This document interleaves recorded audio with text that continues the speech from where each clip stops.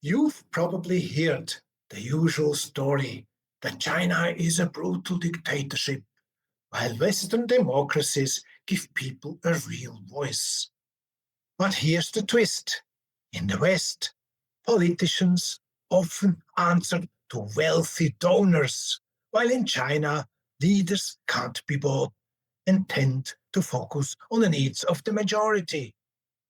Today, we are joined once again by Jerry Gray, a long-time China observer, to explore how representation actually works and to hear an intriguing story of a migrant worker whose efforts helped improve life for millions.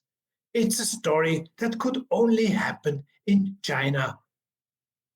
So, Jerry, in the West, China is often portrayed as a dictatorship. How does China view itself? How does its political system actually function? And what does the concept of whole process democracy mean in the Chinese context? Whole process people's democracy, they call it. Yeah. I personally wish they wouldn't use the word democracy because it's not that the word is wrong, but the word is misunderstood in the West. In English language, the word democracy means one vote, one person. That's democracy. That's not democracy at all.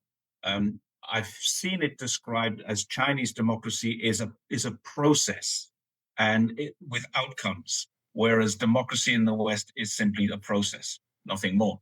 China is a dictatorship. No question about that. It's written into the constitution. China is a dictatorship of the proletariat. That means that the name people, the word people in the People's Republic of China, in the National People's Congress, in the Chinese Political People Commission, the CPPCC, the word people comes up all the time. The People's Armed Police, the People's Republic of China, the People's Liberation Army, the People's Liberation Army, Navy, Air Force. The word people comes up a lot. And what it means is the people are telling the government how they want to be managed. And that's done through the National People's Congress. The National People's Congress is not made up of party members. I think 60% of the Congress are not Communist Party members. They have other parties, yes, and those other parties are cooperative, not confrontational. So it's not like the two-party system where one party gets in power and says, we're going to do this.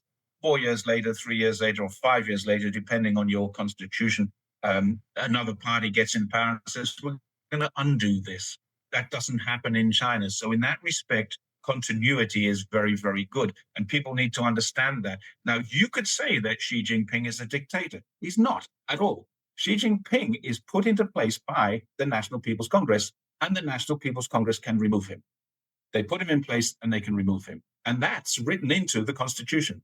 So when people say Xi is a dictator, they fail to understand who dictates to him, and that is the people. So whole process people's democracy works incredibly well. And I was the biggest skeptic of it. Like most of the people who criticize China, I was, that's not true. That's not true. I was selected about 3 years ago because of my YouTube. I found out later that it was because of my YouTube. The deputy director of the Guangdong Provincial People's Congress selected me to work with Guangdong Television to make a series of TV shows about the process of democracy in Guangdong. And that process was managed by Guangdong Television. They took me to various different locations inside of Guangdong and allowed me to ask whatever questions I want. They gave me a script, and when I was talking to individuals, I could ask whatever questions I wanted, but I had a script which was basically about whatever aspect of democracy I was looking at in that region. So the script was there, but I was able to rework the script. I mean, it wasn't a case of Jerry say this. It was a case of Jerry, here's some guidelines for you to say. So I would say whatever I wanted to say as long as it stayed within those guidelines. But there was nothing, not a single thing that I was asked to say that I wouldn't have said anyway. So I was given editorial freedom of this. So the I looked at, and we made 6 episodes, and we're making another one next month on the 16th, 17th of October. I'm going with them again to make another episode, which I think will be the final one. And I'm not even sure where we're going, but we're going to a regional part of Guangdong province to look at how a part of democracy works. And it works like this. So I'm going to give you an example from Zhongshan, the town that I live in, the city I live in.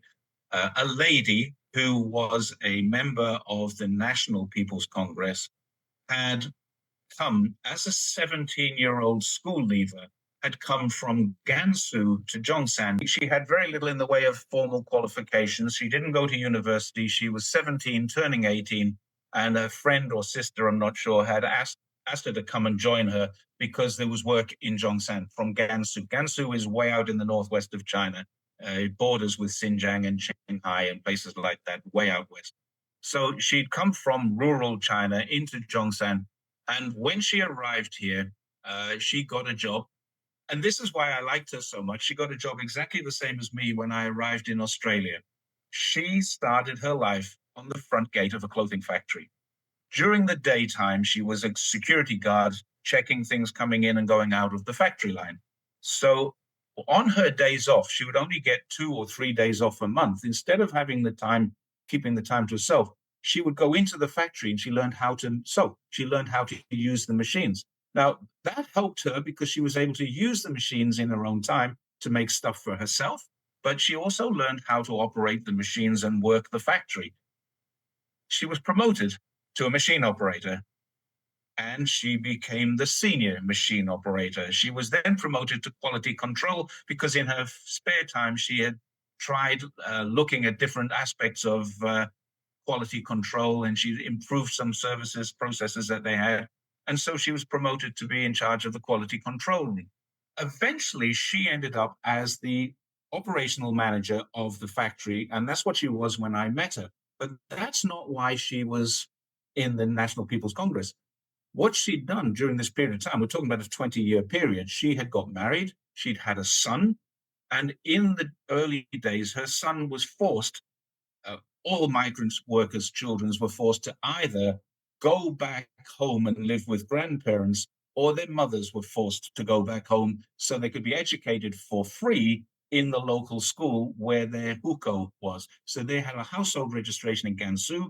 She was forced to go back to Gansu with her child. She didn't want to do this.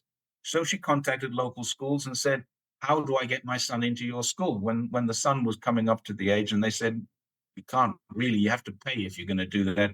She couldn't afford to pay. So she said, well, can I work as a volunteer in your school?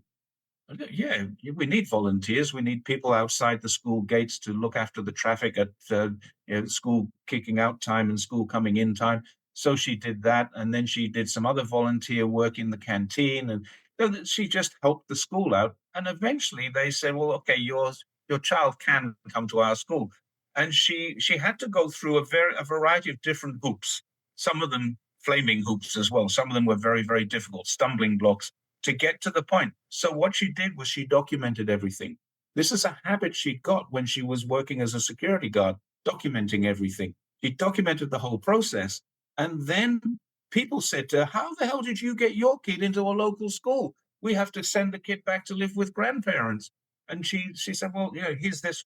I've documented it. She wrote it down and she printed it and she would give it copies to her friends. Somebody heard about this in the Zhongshan community and said, can we print this and publish it for other factories? Sure. And then someone from the Provincial People's Congress saw this or heard about this and said, do you want to come onto the Provincial People's Congress so that this could happen everywhere? And she said, sure. Okay, so she became a member of the Guangdong Provincial People's Congress. And somebody in the National People's Congress said, do you think that you could do this nationally? So she became a member of the NPC, going to Beijing every year for the meetings, the big meetings there. And she's met Xi Jinping and stuff like this. This is a girl from a school in Gansu who is a member of the National People's Congress because she had an idea that has helped every single migrant worker in China can now benefit from her idea. That's how whole process people's democracy works. It's a system for so many years. So many migrant workers had complained about this hukou system, which forced them to separate from their children. Chinese mothers love their children. They don't want to be separated for 9, 10 months of the year. They don't want that at all. But that was what was happening. Now it doesn't have to because of this lady. So there's one example, and there are so many others. Laws get changed, but they get changed small. A local government will change it, and then the regional government will say that's a good idea, and then the national government or the municipal government will say this is great, and that's how it develops. That's how whole process people's democracy works. Thank you, Jerry, for sharing these fascinating insights with us. In our next conversation, coming up in just a few days, we'll dive into Jerry's personal journey. What first brought him to China, why he initially struggled with it, and what eventually made him fall in love with this vast, complex, and captivating country. He's seen it all firsthand, even cycling thousands of kilometers across China to truly understand it. That's it for today. If you enjoyed this video, don't forget to like, share, and subscribe so you won't miss the next adventure. See you soon in the next video. 原来身体比心更诚实是真理。